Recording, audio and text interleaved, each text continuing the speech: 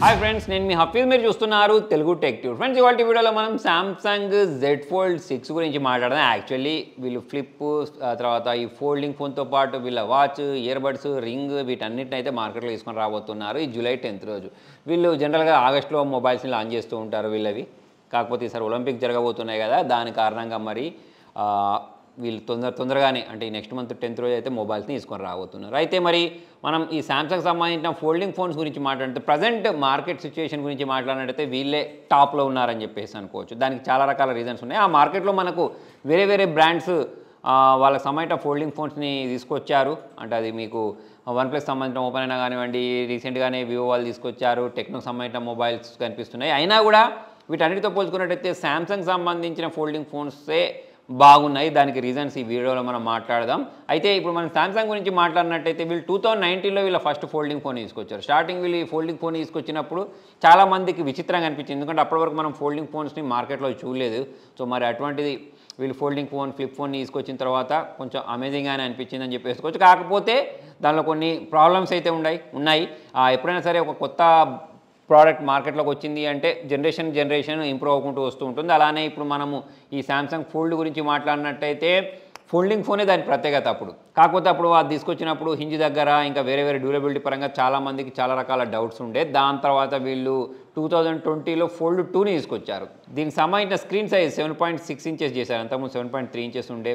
So ఆ విధంగా కొంచెం ఇంప్రూవ్మెంట్ చేసుకుంటూ ఆ డ్యూరబిలిటీ పరంగా కొంచెం ఇంప్రూవ్మెంట్ చేసుకుంటూ మొబైల్ తీసుకొని రావడం. దాని తర్వాత వీళ్ళు 2021లో తీసుకొచ్చిన ఫోల్డ్ 3 ఏదైతే ఉంటుందో చాలా ఎక్కువ ఇంప్రూవ్మెంట్ చేశారు. అంటే దానిలో మనకి S Pen సపోర్టివ్ అయినా కానివ్వండి, IP68 వాటర్ రెసిస్టెంట్ని తీసుకొని రావడం, అంటే మొబైల్ అనేది నీళ్ళలో పడిపోతే ఏమయ్యేది కాదు, గొరిల్లా గ్లాసు ప్రొటెక్షన్ ఇవ్వడం కానివ్వండి. సో ఇటువంటి వాటి మీద చాలా వీళ్ళు పనిచేసి మొబైల్ డ్యూరబుల్ ఉండే విధంగా మార్కెట్లో తీసుకొచ్చారు. దాని తర్వాత ఫోల్డ్ 4ని తీసుకొచ్చారు కదా, సో దానిలో కూడా ఇంప్రూవ్మెంట్స్ ఉండే. అంతకుముందు తీసుకొచ్చింది బాగా బరువు ఉండేది, కాకపోతే ఈసారి 263 గ్రామ్స్ ఉండే విధంగా, ప్లస్ వెయిట్ డిస్ట్రిబ్యూషన్ చాలా బాగా మేనేజ్ చేసేస్తారు అన్నట్టు. దాంతోపాటు కొన్ని ఫీచర్స్ కూడా వీళ్ళు యాడ్ చేసేస్తారు. ఇక రీసెంట్గా వీళ్ళు తీసుకొచ్చిన అంటే ఇప్పుడు కూడా మార్కెట్లో నడుస్తున్న ఫోల్డ్ 5 గురించి మాట్లాడినట్టయితే, ఫోల్డ్ 5 గురించి ఎస్పెషల్లీ మాట్లాడినట్టయితే వెయిట్ని తక్కువ చేయడంతో పాటు మనకు మల్టీ టాస్కింగ్ చేసుకునే విధంగా, ప్లస్ మనం మొబైల్ని క్లోజ్ చేసినప్పుడు ఆ మధ్యలో గ్యాప్ ఒకటి వచ్చేది, ప్లస్ హింజ్కి సంబంధించిన లైన్స్ ఓపెన్ చేసి క్లోజ్ చేసేటప్పుడు హింజ్కి సంబంధించిన లైన్స్ ఉంటాయి చూసారా,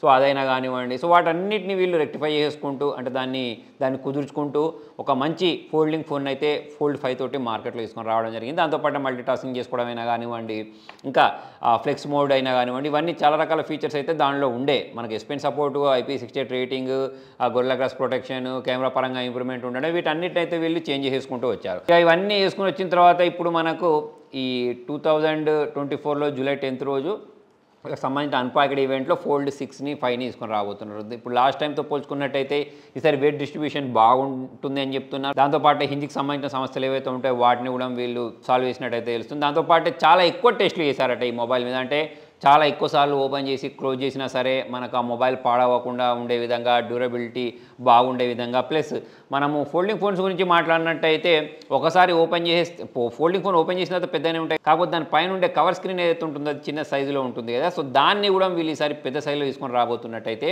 లీక్స్ ద్వారా తెలుస్తుంది. సో చూద్దాం మరి ఎలా తీసుకొస్తారని చెప్పేసి.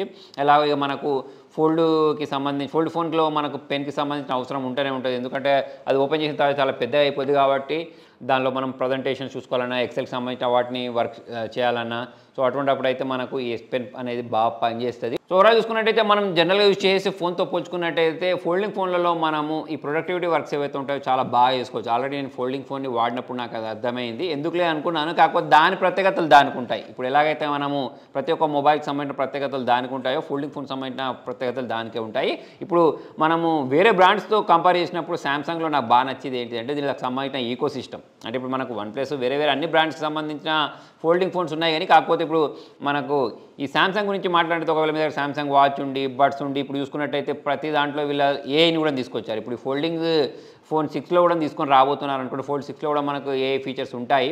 దాంతోపాటు ఇంతకుముందు నేను చెప్పినట్టు ఈకో సిస్టమ్, అంటే ఇప్పుడు వీళ్ళకి సంబంధించిన ట్యాబ్లెట్స్ ఉంటాయి, దాని తర్వాత ల్యాప్టాప్స్ ఉంటాయి, ఏసీ ఉంటుంది, ఫ్రిడ్జ్ ఉంటుంది, వాషింగ్ మిషన్ ఉంటుంది, ఇలా చాలా రకాల ప్రోడక్ట్స్ ఏవైతే ఉంటాయో వాటన్నిటిని మనము ఇలా వీళ్ళ ఈకో సిస్టమ్ యూస్ చేసి చాలా ఈజీగా మేనేజ్ చేసుకోవచ్చు, కంట్రోల్ చేసేసుకోవచ్చు. ఒకదానికి సంబంధించిన నోటిఫికేషన్స్ ఇంకో దాంట్లోకి రావడమైనా కానివ్వండి, ఒకదాన్ని ఇంకో దాంతో ఆపరేట్ చేయడమైనా కానివ్వండి, ఫైల్స్ని ఒక దాంట్లో నుంచి ఇంకో దాంట్లోకి స్మూత్గా ట్రాన్స్ఫర్ చేసుకోవడమైనా కానివ్వండి, ఇటువంటి చాలా రకాల ఫీచర్స్ ఉంటాయి.